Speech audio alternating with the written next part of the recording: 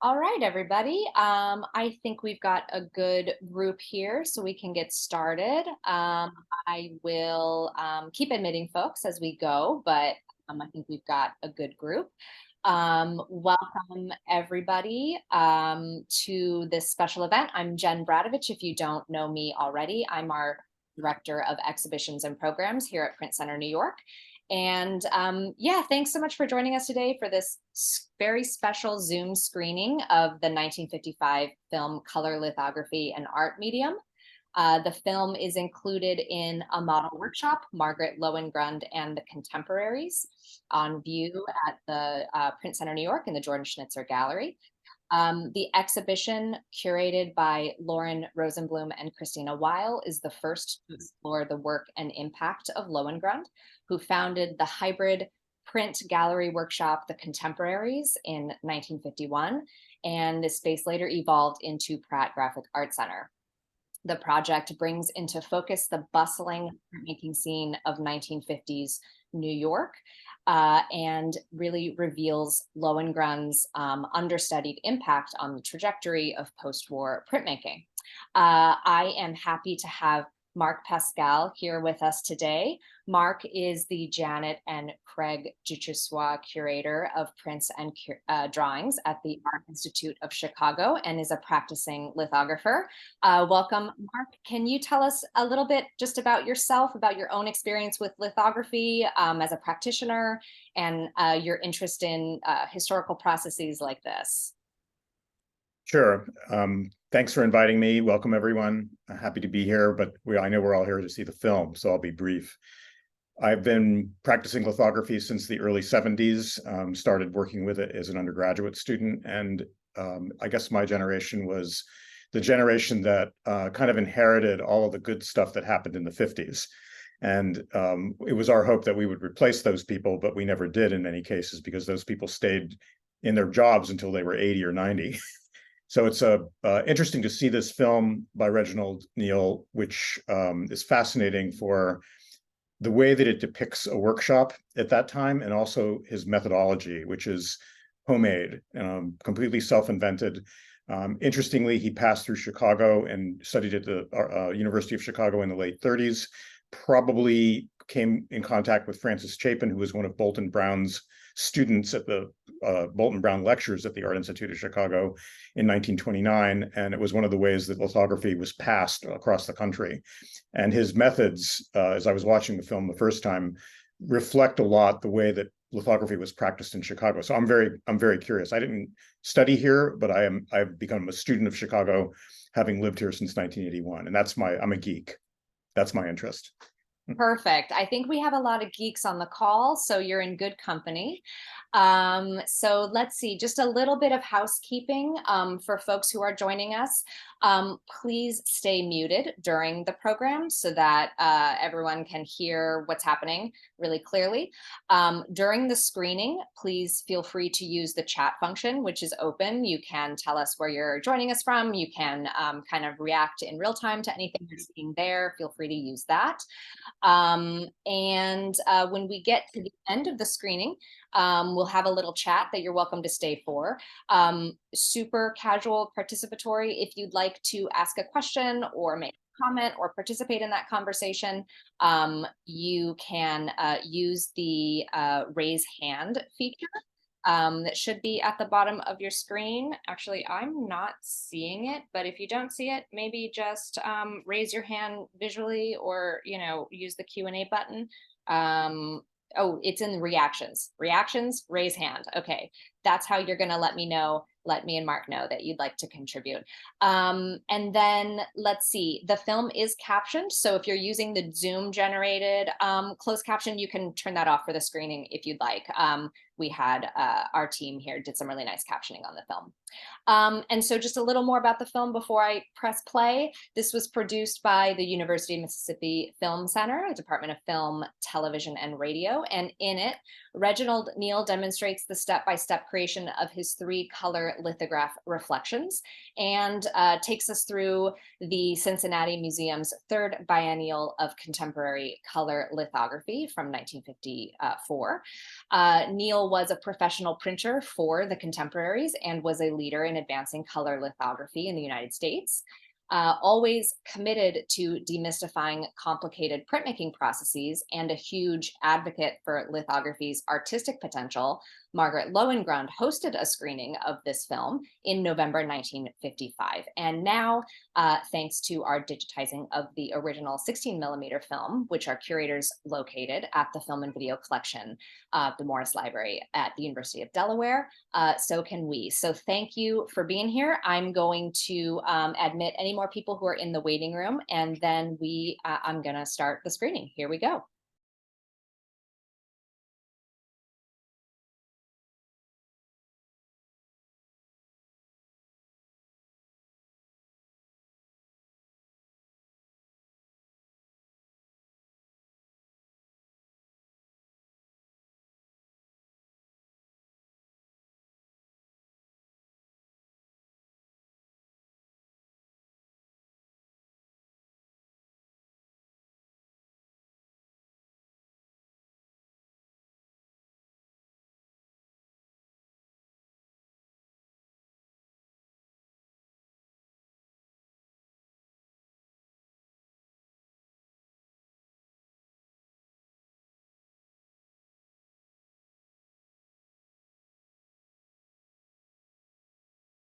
And one more note, if anyone has their camera on, give me the little thumbs up once I start this share. We've never done this before, so I'm a little nervous about the technology. So give me a thumbs up or put in the chat that it's working and that you can hear everything okay. All right, here we go.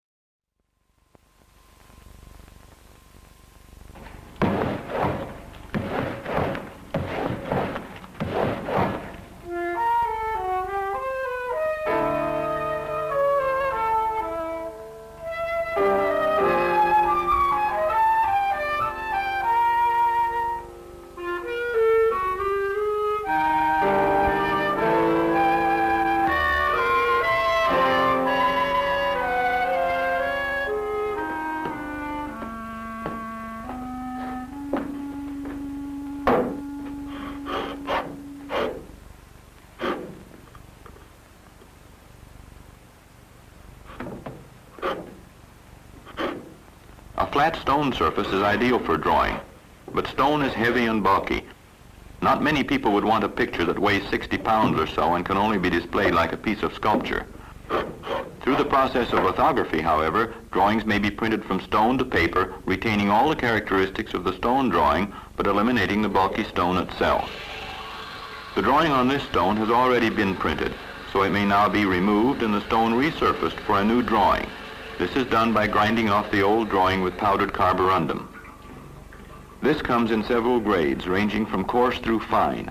A coarse grade is used to begin the grinding. There should be enough water on the stone to wet the carborundum. Another stone may be used to force the grinding, but this levigator is easier to handle and speeds up the work. Care must be taken to grind the stone evenly all over. It is especially easy to make a depression in the center of the stone. To avoid that, grind mostly along the edges of the stone, overlapping strokes only a little in the center area. This is called graining the stone.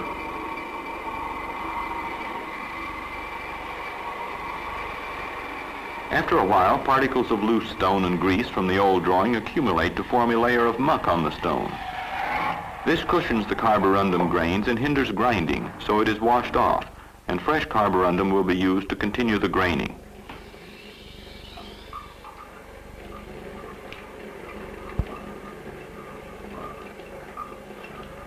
This time, a finer grade of carborundum will be used to give the surface a finer texture.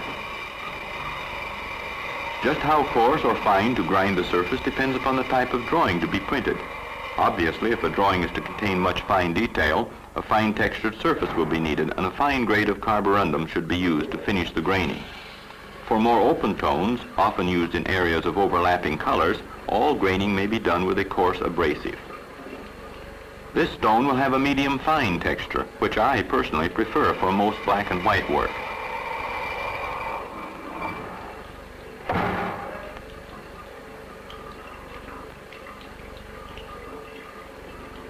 When all traces of the previous drawing have disappeared and the stone has the desired texture, it is thoroughly rinsed and dried.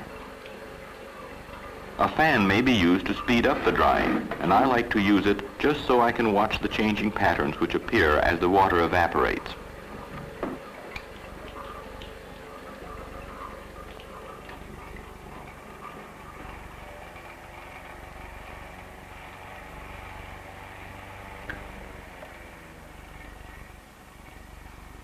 The dry stone should be handled by the edges only to prevent fingerprints on the finished surface. Every trace of oil or grease which gets on the stone now will print later. Obviously, a greasy drawing will also print, and that's exactly what a lithograph is. Several greasy materials are especially made for drawing on lithograph stones. Lithograph pencils and lithograph crayons come in various grades from hard through soft. Lamp black is mixed in the grease to make it more visible. The surface of a lithograph stone is ideal for drawing. It is flat, even textured, sharp-grained, and hard. Because it is hard, the texture of the surface does not change under the pressure of the crayon, and by careful drawing, the full texture of the stone may be exploited. Of course, if very heavy strokes are used, the texture of the surface may be smothered with crayon to produce solid tones. But by drawing with lighter strokes, the pores of the stone are kept free of crayon and half-tones are produced. By varying pressure and using different grades of crayon, an unusually wide range of tones may be achieved on this surface. And because the process is so direct, the artist can work freely. Well, so much for crayon for the moment. Lithographs may also be drawn with a greasy liquid called touche. This is normally about as thick as cream, but may be thinned by adding water.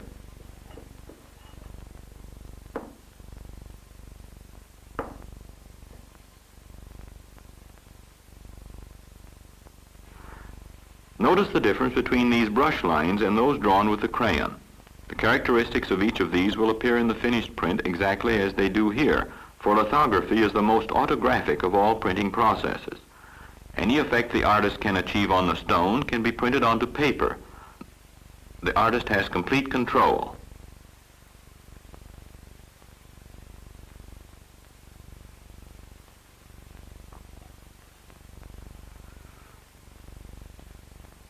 You've seen how black parts of the stone are obtained, but that's only half the picture.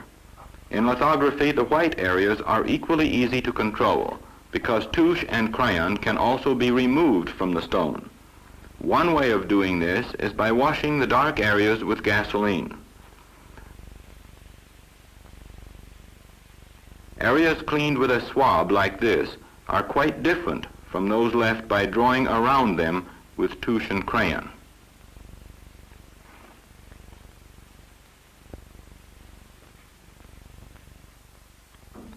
Fine white lines with hard edges can be produced by scraping dark areas with a razor blade or other sharp instrument. Only enough pressure is needed to pick up the grease from the stone.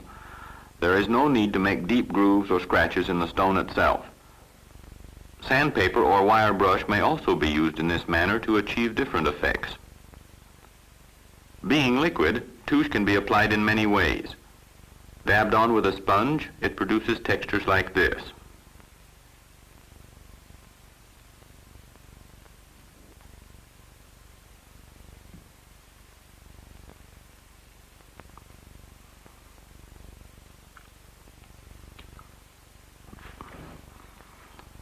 The French artist Toulouse-Lautrec frequently used touche like this to spatter the stone.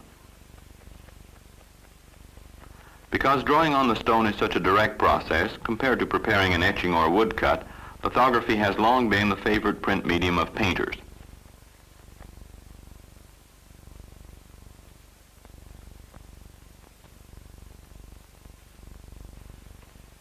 When the drawing is completed, the process enters the printing stage, though several important things remain to be done before an actual print is made. First, the grease in the drawing must be hardened, so it won't spread or smear in printing, and the white areas must be treated to make sure that no printing ink will stick to them. This is done by a chemical treatment called etching. The etch is prepared from a few ounces of gum arabic solution and a few drops of nitric acid. The acid controls the strength of the etch, and the exact amount to use can only be determined by testing the etch on the particular stone to be treated.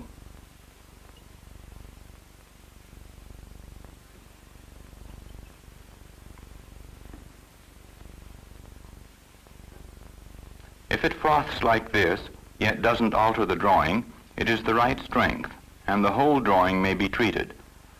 To ensure even etching on all parts of the drawing, the solution should be kept moving until all frothing stops.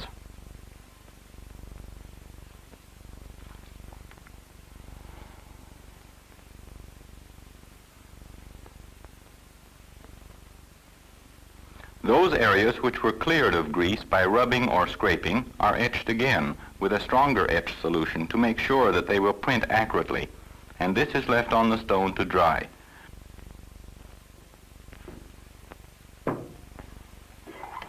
Next, a roller is inked for printing. Lithograph ink is greasy, just like touche and crayon. As it comes from the can, the ink is usually too stiff to spread, so it is thinned with printer's varnish. How thin to make the ink will depend on the temperature in the studio, the type of paper to be printed, and the character of the drawing. But a thick semi-fluid consistency like this is generally satisfactory.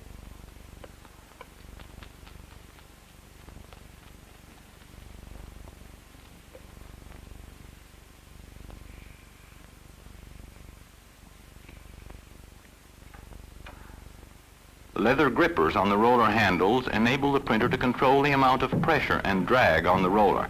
And by regulating the pressure and drag, the roller can be made to pick up or deposit ink at will.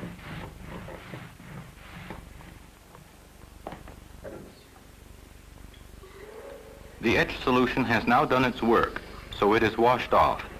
The clear areas of the stone are water absorbent, and the black areas are waterproof because of the hardened grease which covers them. Now the crayon and the touche must be removed from the stone so that printer's ink may be substituted for the original drawing. This is done by washing the surface with turpentine. This is called the washout. The stone must be kept wet at all times to prevent any of the loosened grease from sticking to the clear areas and thereby spoiling the work.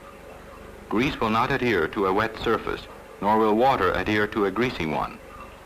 It is this natural antipathy of grease and water which makes it possible to print from the flat surface.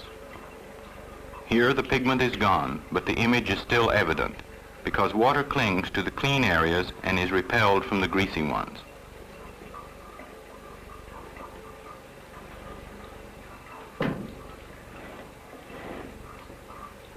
Now the stone is ready to be inked and printed.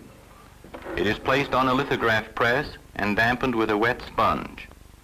As long as the stone is kept damp, the lithograph ink, which is greasy, will not adhere to the clear areas in the drawing. The ink will stick to the greasy areas of the stone quite readily, however.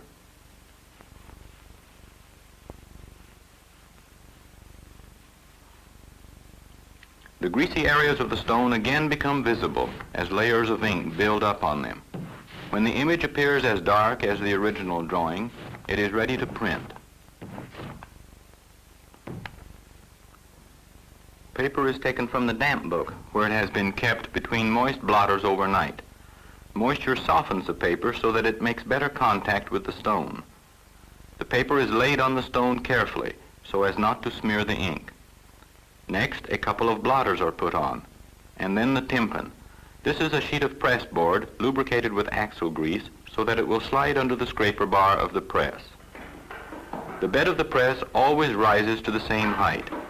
Pressure is regulated by raising or lowering the scraper bar.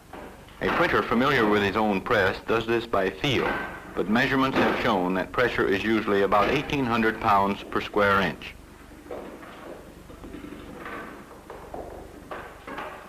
Pressure is now released and the bed is pulled back. The tympan and blotters are removed, and the print is ready to be pulled. This is always an exciting moment, no matter how many lithographs one has made before.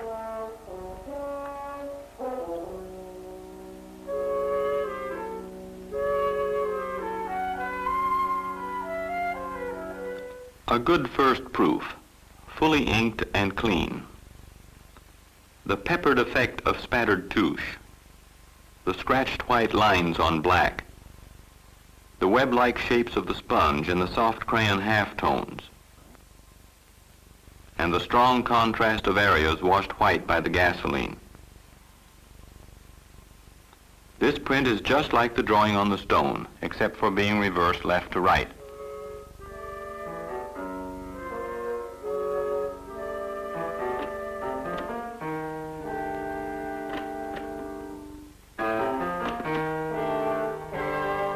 As I look at the work at this stage, I somehow see it differently. I see potentials in it I never saw before. Color, for one thing. With this for the main design, I could use a background color, blue say, and red to accentuate certain forms. In places, the red and blue could overlap to make purple, and some areas could be left white. This means I'd have to prepare 2 more stones, one to print the red areas and one to print the blue. I decide to go ahead, making the blue stone first. Before doing anything else, I put cross marks on the margins of the drawing at each end of the stone. These are called the register marks and will be used as reference points in matching the red and blue images to this one.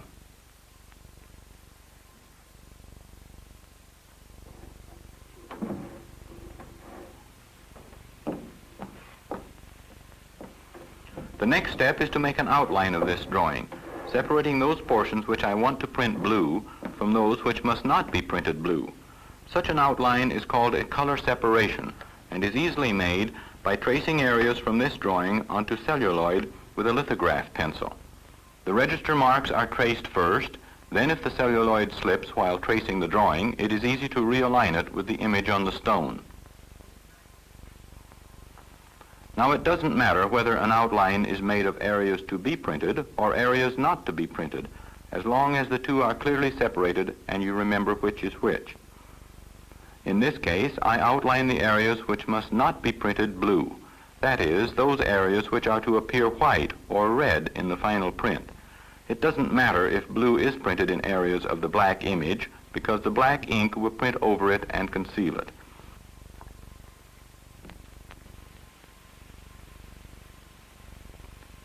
The finished outline is retraced on the back of the cell in soft crayon or lithograph pencil.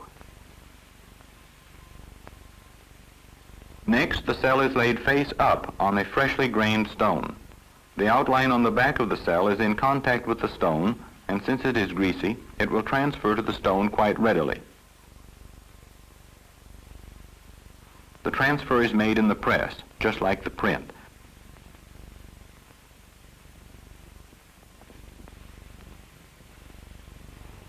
Of course, pencil does not transfer as well as the ink, so to ensure a strong impression, it is generally a good idea to run the stone through the press twice.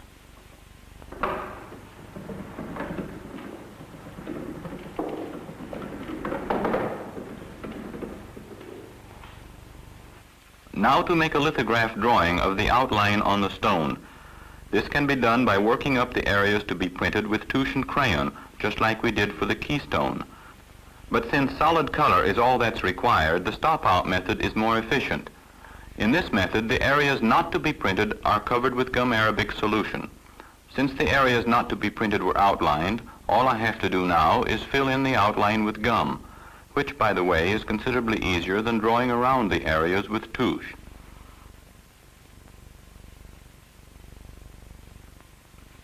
Gum arabic has interesting properties.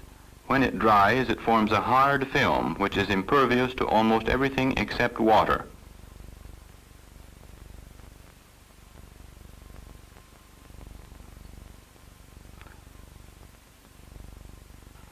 As this gum dries, it will form a tough, grease-resistant cover over the areas we don't want to print.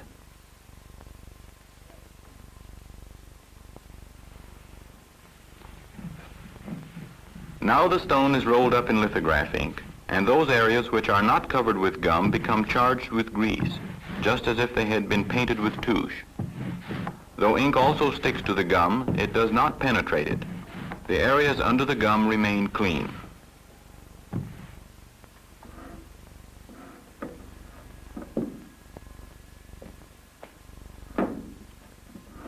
Now the stone is scrubbed with water, and the gum arabic washes off, taking with it the ink which covered it.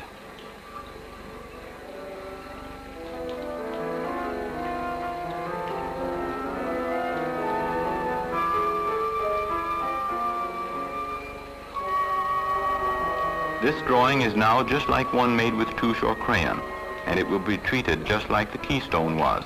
First, it is etched. Then it is washed out.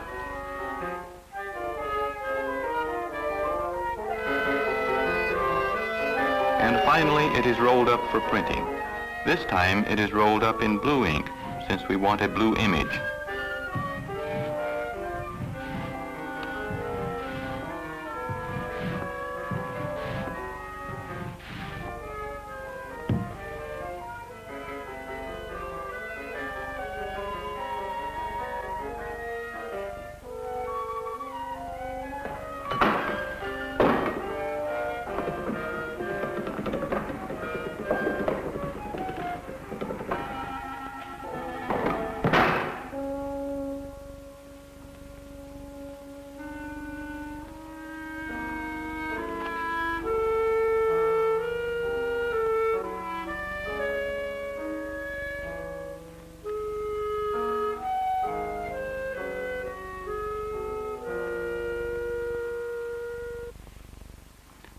Several extra blueprints are run off for printing with other colors later. These prints are kept in the damp book so they will not dry out and shrink before the next printing.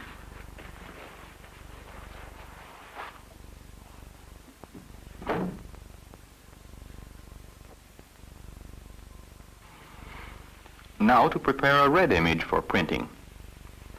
This time the color separation is done in the color to be printed, so the effects of overlapping it with the blue image may be visualized better.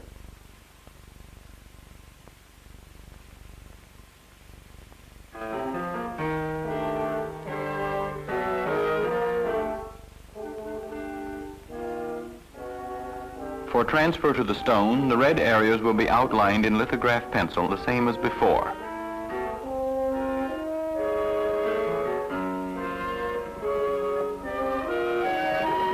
Eventually, a red stone is prepared and printed just like the others.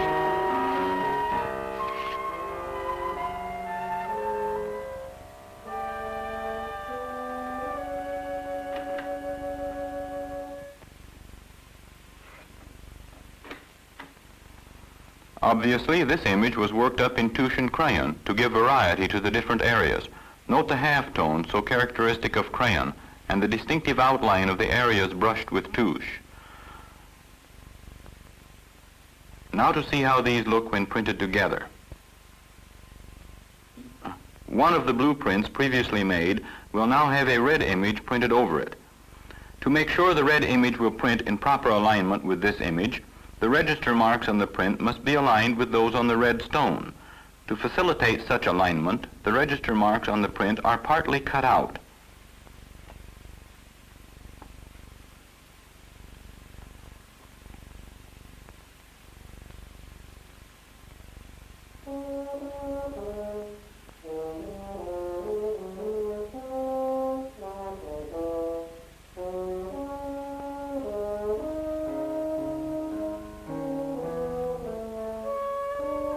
Now the cutout marks are simply superimposed on those of the stone.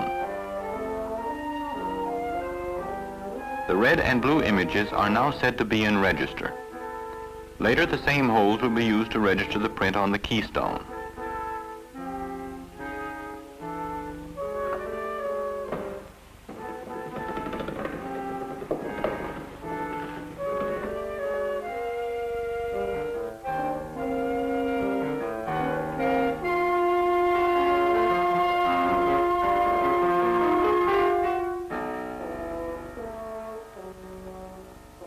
As it turns out, I am not satisfied with this color combination.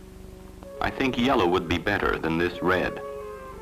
It is a simple matter to change ink and print in a different color. The roller used with colored inks has a hard gelatin surface which is easily cleaned with turpentine.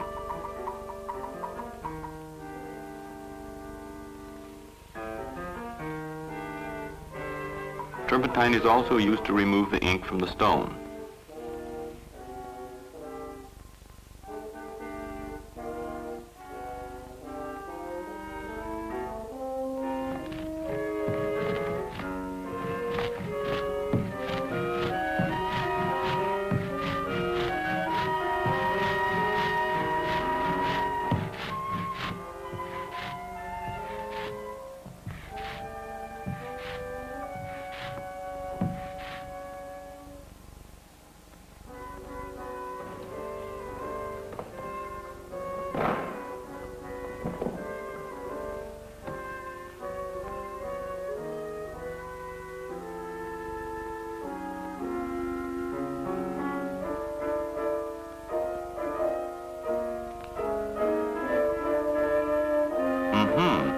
I do like the yellow better. Now let's add the black.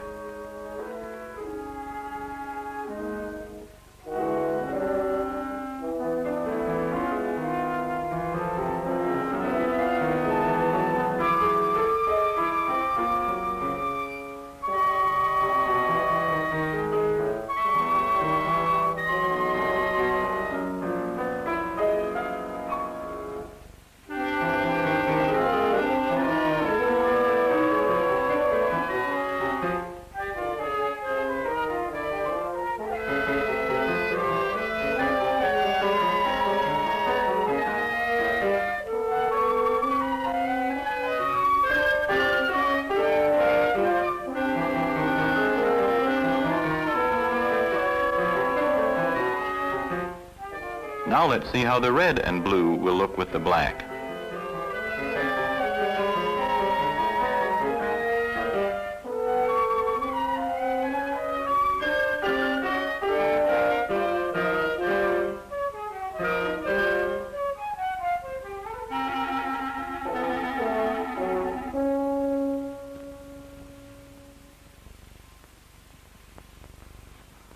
Now the prints must be dried.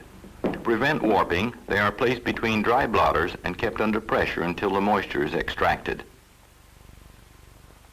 These two prints appear quite different, though only one color has been changed. Because the medium is so flexible and easy to control, it is ideal for experimental work, and many contemporary artists are exploring the possibilities it affords. Let's take a quick look at some of their works.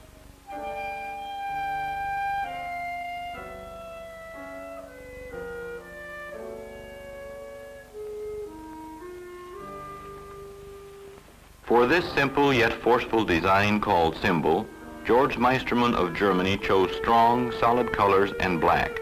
Touche was obviously used to achieve the bold, clear-cut patterns. In these two prints, touche was used very differently. This is Winter Plant by Margaret Lohengrin of New York. Note the variations in tone and texture between those areas drawn with a wet brush and those drawn with a dry one, and the contrast in colors, which gives this print an almost third-dimensional quality.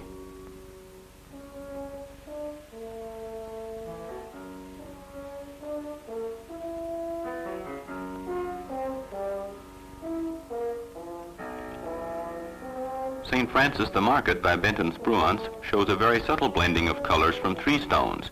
In this case, blending is done in half tones made by drawing with very thin touche. But here, the drawing was done in thicker touche, and blending is the result of using transparent inks and printing one color over the other. This is The Night of the Sad Countenance by Leon Golden.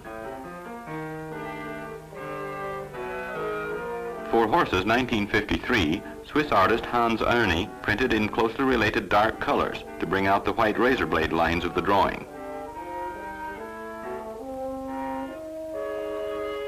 Fritz Winter of Germany drew Composition 1953 in closely related colors separated by bright red. Here we see the dynamic strokes of the brush, as if the artist were literally pushing the liquid touche over the stone.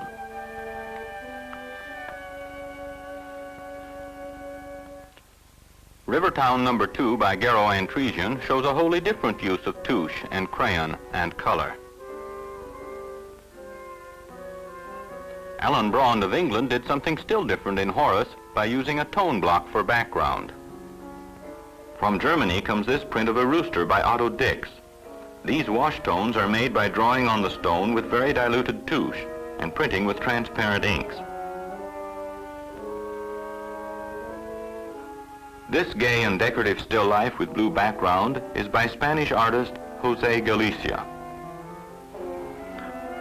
Another type of lithograph is seen in Guitar Player by Nathan Oliveira. The heavy impasto-like color is achieved by printing many images one over the other.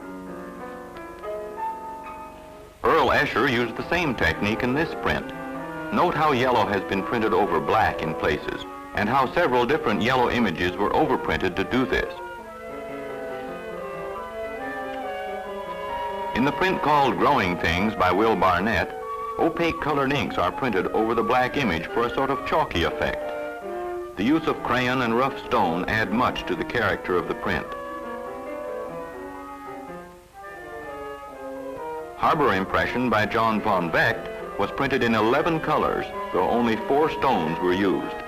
Each stone was printed in several colors in order to do this. Now let's take a closer look at these two prints to see how print quality has been affected by these different color combinations.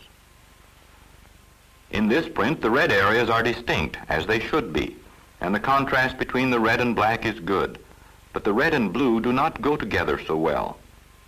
The purple areas are so dark that they merge with the black image and obscure some of the detail of the original drawing. This print is better. These colors tend to bring out details and give added vitality to the print. The characteristic texture of the stone surface has been preserved, even intensified, by the color. I like this print well enough to pull an edition. The only question now is, how many prints should I pull? 10, 50, 100? I decide to pull 50. That's a good average size for an edition. The cool green and blue tones contrasted with the yellow and black suggests the play of light on water or reflections. Reflections, that's a good title for this print. Like all original lithographs, the print is numbered. 1/50 indicates that this is the first print in an edition of 50.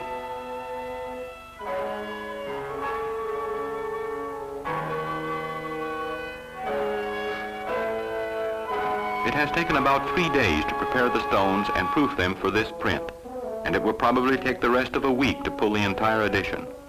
But when I'm through, there will be 50 prints, each one pulled from the original drawings, and therefore each an original lithograph.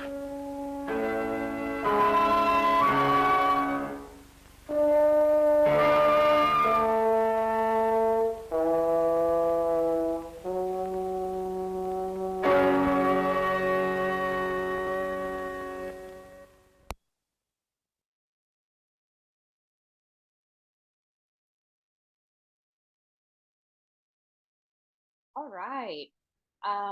Let's come back. Oh, now I can finally look at the chat too, and see what everybody thinks. So I'm going to pull up the chat, and maybe Mark, I will hand you the mic just for a second to kind of just react. What do you think of this film? This very charming look inside this print studio from 1955. Well, aside from it was charming, and he is too, really pretty winning, I think. I think that he is so clear in the way that a multiple color lithograph is made, even though there are many, from the standpoint of someone who knows how to do it, there are many shortcuts and weird changes of process or abbreviations. And people were pointing it out in the chat. Like I remember somebody saying, wow, straight to wet wash. I mean, in my experience, wet washing is something that you do to save an image, not preserve it. And there's no use of rosin and talc to help make the crayon impermeable to water when you put the gum arabic on. I mean, it's like lots of like weedy stuff like that. But generally speaking, it's a very smooth transition from one state to another. I learned some things about the use of celluloid back in the 50s. I didn't know it was even available back then for doing this kind of thing. And his use of, using gum arabic to block out and so forth to make color separations, it's something that was done before and it's still being done. So, I mean, there's something about it that alludes to lithography's timelessness since the invention of it by Sennenfelder in, the late 18th century. Very little has changed. I think it's funny that he uses an electric fan rather than a litho fan to fan the stone dry, and he's doing it with electricity next to water, and then he's smoking with gasoline next to him. It's all of that stuff is really funny. It's good that he didn't explode. Yeah, my favorite part in the film is when he's kind of considering, like, do I like that yellow? Do I like that red? Or, am I satisfied? And there's this incredible shot of him, smoking. And I'm thinking, this can't be safe. I also love the interlude of putting the prints under pressure while he's explaining Gustav von Grauschwitz's third color lithography exhibition in Cincinnati. And I think it's significant that that's part of the film, because that really had a lot to do with the explosion of color in printmaking, after like 1951, when he first started doing them. Prior to that, I think it was unusual for print exhibitions that were judged to allow color prints. They were thought of as being reproductive more than original. So there's a lot about the transition of opinion and attitude about printmaking that happens in this film, or is suggested by this film. And I find that also very wonderful, never having seen it before you guys showed it in the gallery. Yeah, it's a real find. And what I find so compelling in being in the space every day is that people really will sit and watch the bulk of this 30-minute film. They find it so mesmerizing to watch somebody go through this process, to step by step look at everything that goes into making this print. And I had a group come through the gallery recently, an educational group, and they watched part of it and they said, so nobody does this like this anymore, right? Nobody does this with stones, right? And I said, actually, people do choose to still do this because it has this incredible quality. I mean, I think the interest in folks, coming and watching this with us today and in the chat, and the demand that we've had from the audience to be able to watch it for those who aren't in New York really shows that people are really feel really connected to the steps of the process. Also, his manner and the way that he treated the stones with such delicacy and respect and cleanliness. I mean, that a print studio can get very messy, and throughout this film, you don't really, I mean, I wanted to feel greasy and itchy, but I didn't, and it's because of the way that he has finesse with everything. The other thing that was interesting is that he has one way of doing a color lithograph, and it's very, like A, B, C, and it's all very transparent. When he's going through the von Grauschwitz exhibition and he shows the print by Nathan Oliveira, and another one by another person who said this is 14 colors or whatever it was on 4 stones, it made me think about how many artists, when they're independent of a workshop and publishing and have access to doing it themselves, can really experiment and do things that a publishing house would never let them because it's too expensive. It's many more runs through the press. So looking at Oliveira, I remember having a conversation with Nathan in which I was comparing one of the prints we had in our collection with another. And I said, it looks like there's parts of one print in another. He said, yes, because I would never fully grain my stones. I would partially grain them and keep using the image and repositioning the stone, because I only had 1 or 2 stones. And it made me remember also comments about Leon Golub in the late 1940s when he was experimenting with lithography. And another artist told me that no one liked to get a stone after Leon was finished with it, because he did so much etching with harsh materials. By the time they got the stone to grain it off, it looked like a Florentine cookie. So those are, so Reginald Neal's really good. Really good. Amazing. Oh, that's great to hear. And so folks who come to our programs know that I'm not a printmaker myself. And so being able to interact with printmakers and hear, Mark, your perspective too, as a practitioner in the studio, what you see in Neal's handling of the stone is really interesting. Folks who are with us in the meeting, if you have a question, or if you just want to, I see there are comments in the chat, but if you have a question or you just want to react or whatever, just raise your hand and we'll get to you. And I see Amy. Amy, you've got a question. Bring it on. Hey, I was just going to ask Mark, I don't know anything about like lithos. So this was all new for me and really interesting. But because I don't know about it, I'm curious if you could just in a really, if in a nutshell, you could sort of give information about how exactly Art Rauschenberg in particular radicalized this process, which we just watched this beautiful description of. And I wonder, because I know that Rauschenberg sort of revolutionized litho, or I've been told that by printmakers a lot. And I'm curious if you had some sort of brief illuminating words about what I've seen pictures of him, you know, piling things on top of presses and pouring liquid over it and stuff. But from a printmaking position, and you're a printmaker, like how do you feel this has been revolutionized, in particular with Rauschenberg as the middleman?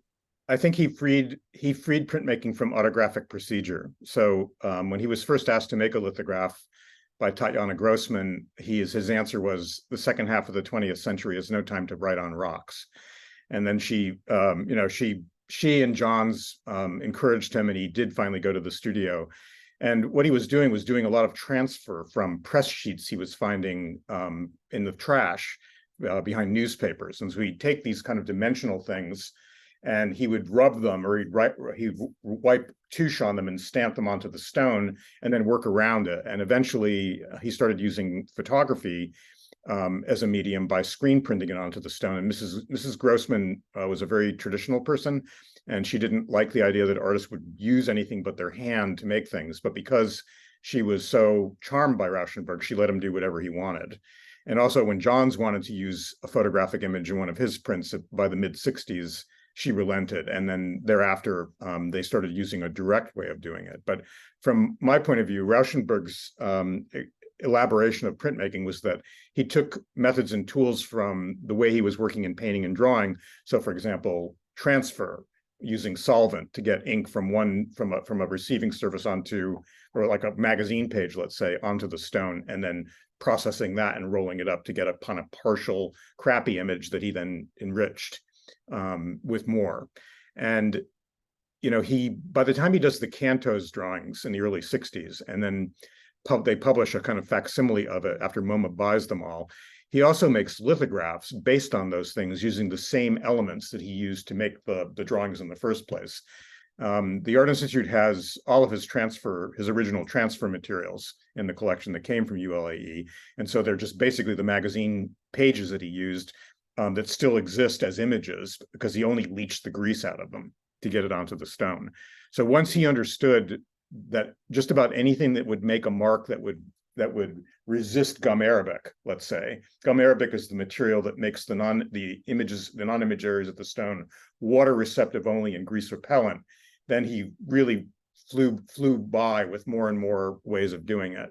And essentially the transfer process, which was essential to his own work, from screen printing on painting surfaces or canvas surfaces to taking magazine pages and rubbing them off onto paper, that's what he did for printmaking in essence. I think that's what he started, and many people tried to copy him, never as fluidly as he did it himself.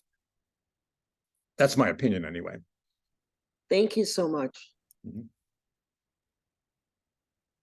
Any other questions or comments? Feel free to use the raise hand feature, and you can kind of contribute to the discussion here. But in the meantime, there is one comment in the chat that I thought, Mark, was interesting, and maybe I might be curious to hear you open up a little bit. And that's, let's see here. Oh, I lost it. It's a comment that someone made about that this was exactly how we taught lithography. I'm not sure if the person who made this comment is still here, and if they want to say any more about this, I'd be interested to hear. But that this was how we taught lithography in, oh, where did it go? If this person is here, please do help me out. They speak. Oh, this is how we taught. Yes, please do speak. It's Carol Winters. This is pretty much how we taught litho at State University in Kentucky in the early 70s, which I thought was interesting. And Mark, I know when we chatted a little bit before before the meeting, you mentioned, you know, how folks could get, how this is produced with the University of Mississippi, how folks could kind of make these sort of instructional films or get grants. And there was kind of a little bit of a precedent for what Neal was doing here, or was kind of very of its time. And I just wondered, could you kind of situate that Neal's project here of this film within kind of that context? Well, I think this film kind of is a kind of ground zero for this sort of thing. And I don't know what the trajectory of it was in the 50s. I assume that it was shared pretty broadly because you could make prints from a 16 millimeter and trade. But I do know that, as I told you in the preamble to this event, that people who I work with at Ohio State in the 70s had made prints in the 60s, or made films in the 60s when they got research grants from their universities to, you know, get themselves out of the university into the world. And so anybody who had a handheld Super 8 or 16 millimeter camera could make a film, really. And just like video cameras or phones now. I mean, someone with a phone with a camera on it can easily make a film like this. But the Reginald Neal film was really beautifully produced and obviously went through an editing process that made it seem, someone I think said that he makes it look so easy. And that's true, he did. And it's because he's so clear and a good teacher that he made it that way. And I agree with the person from Mr. Winter from Kentucky that parts of this were things that I was exposed to in the early 70s.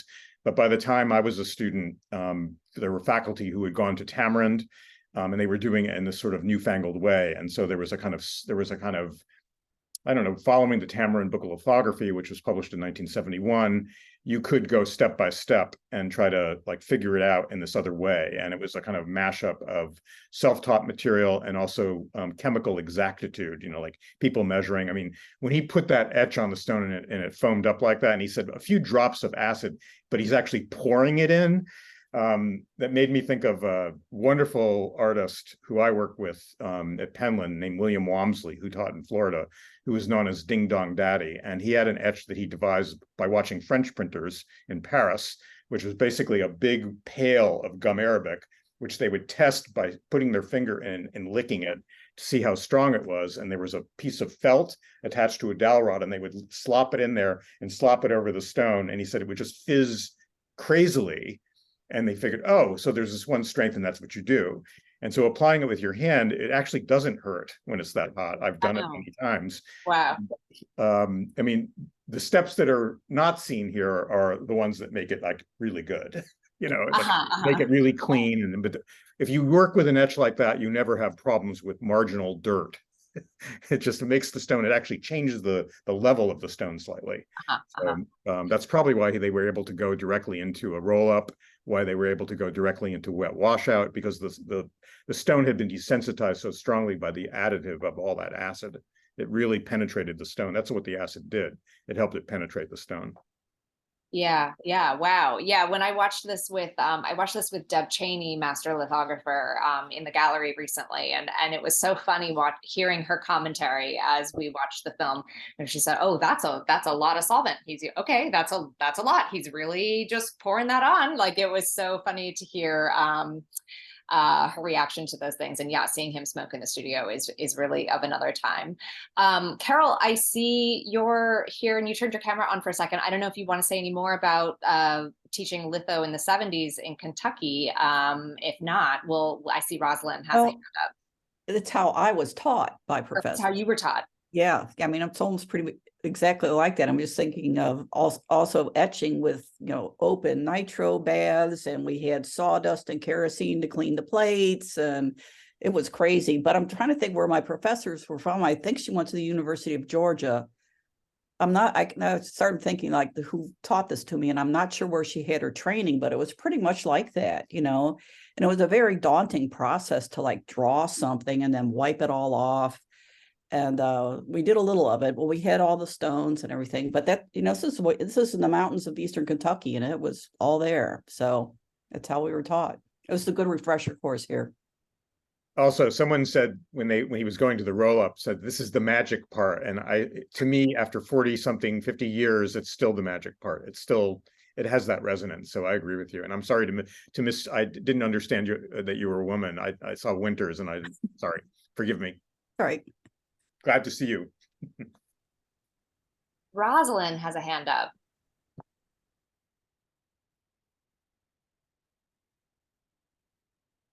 Okay. I thought it was absolutely beautiful that when he pulled the print, he had this smile on his face. This feeling of satisfaction for him that he had done the job, he was satisfied, the process was done, and I could almost feel his wonderful self-congratulations on a job well done. Absolutely. And I love the moment too where when he decides to change the color of the ink for that third color and then walks us through why, right? That these tones are on this purple where the red and the blue are overlapping, right? In the registration are just too muddy, right? And like it's not what he's looking for. It just really walks you through as a non-printmaker myself, right? Like I've never made a lithograph.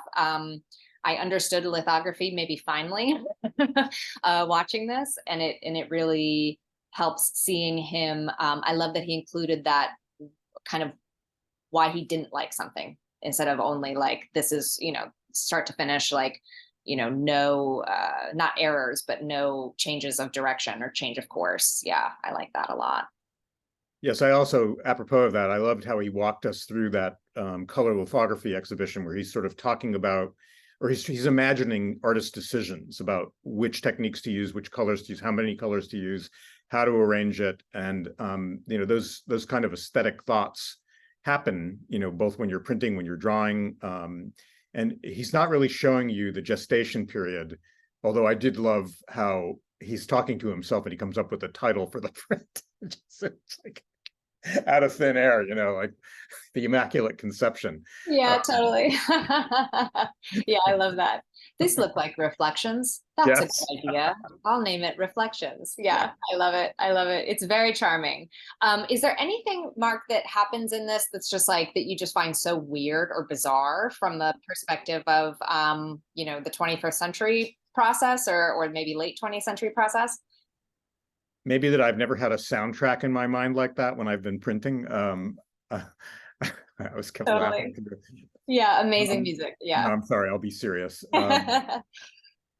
No, I just think, as I said before, I think the process has had a very long history, an enduring history. And, you know, I love being at work and going to our library and pulling out an 1826 original edition of Charles Holmandell's first English treatise on lithography, in which all of the illustrations, all of the text, it's still very much alive and vital today. It's the same basic ideas without electricity, I might add.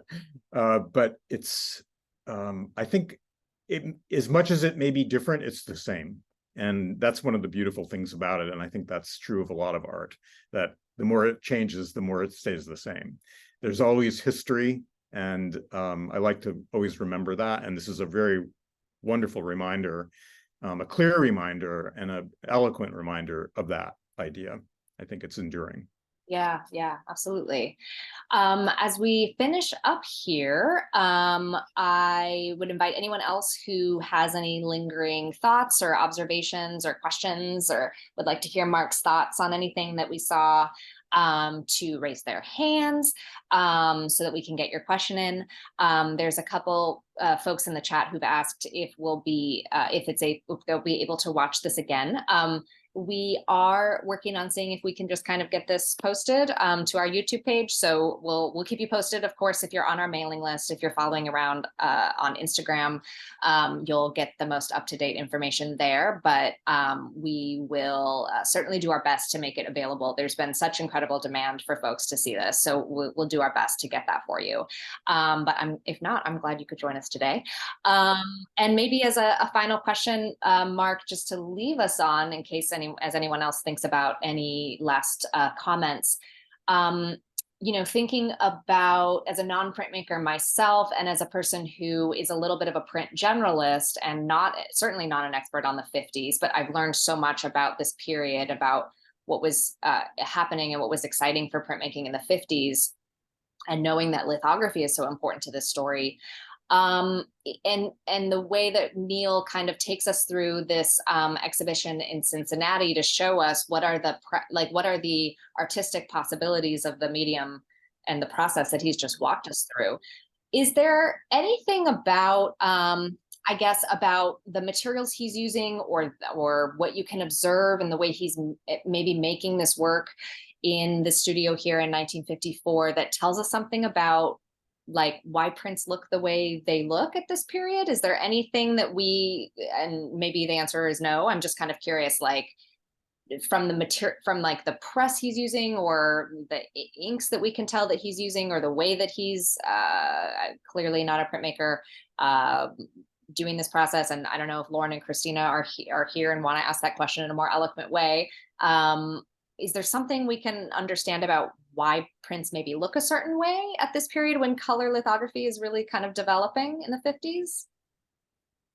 Well, I think the basic answer is that prints just don't happen as prints. Prints come from something else, and they have inherent properties, but it's the artist who's executing it, and the timbre of their hand, if they're using their hand or whatever else they're using as an implement to make an image, and what their aesthetic is, that's what's causing it to look the way that it does. And it's also the reason why, a print from 1954, 55 can look very similar, or someone can be working in a very similar way today with perhaps different intent. But I think that it's just the pressure or the lack of it, or the type of tool that's used. I mean, those tools are all basically still available, although it's getting harder and harder to find them. I know artists who are making crayons now that can be sold, commercially, because the people who were making them before don't do it anymore. So we worry, those of us who are serious about lithography and love it, worry about its demise for how hard it is to get certain things, and it's a dwindling supply. But I think that any period of time, the kind of aesthetics that that belong to that period are the things that indicate. And when I was looking at Reginald's working method, I also thought about the late 19th century in Paris, where the color lithography exploded. And if you look at the prints of Vuillard or Bonnard, they're working in a way that's very, very similar. I mean, his aesthetic is sort of French in a way, and that is to say that the way he developed his color is very much in the manner of Impressionism, like laying colors adjacent or on top of each other to make them blend. That's a very late 19th century idea in lithography. And so it's another signal to me that not much had changed. That's a really interesting observation. Yeah, and I remember you saying that when we chatted before, that it was a very French kind of method or aesthetic, and I didn't know what you meant by that. So I'm glad you brought that up. Yeah, that's a really interesting observation. So the more things change, the more they stay the same. Or that artists are students of the past, or they're constantly students. And I mean, I still feel like a novice.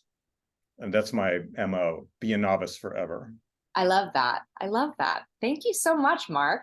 Well, in this interest of time, I think everyone's joined us for their lunch breaks here, and it was a lovely lunchtime screening. I learned a lot about what I was seeing and about lithography in this period. I'm grateful for all the printmakers who joined us, who commented in the chat, and who kind of helped direct my own looking as a non-maker at what Reginald Neal is doing, and kind of direct my attention to noticing some things during the film and watching his process. So thank you all for being here and contributing. Thank you, Mark, for being here, joining us with this program and sharing your wealth of knowledge. I learned a lot from you today.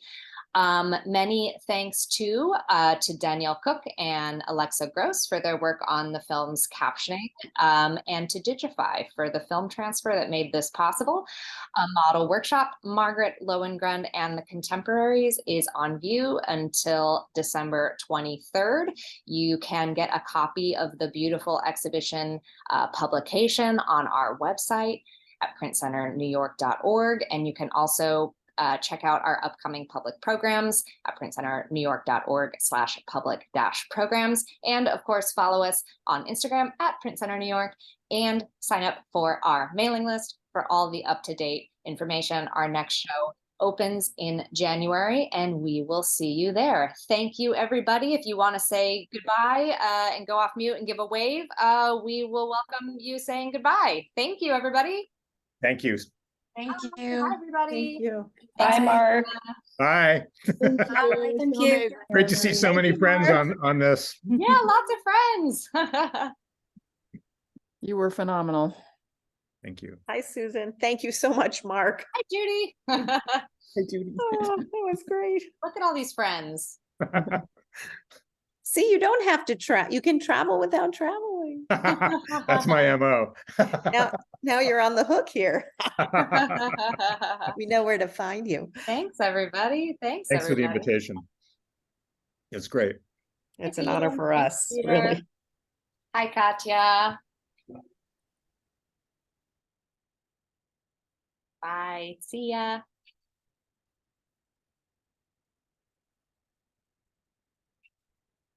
Bye, everybody. Thank you. Thanks for coming. See you soon at Print Center. Oh, Katya, do you have a raised hand?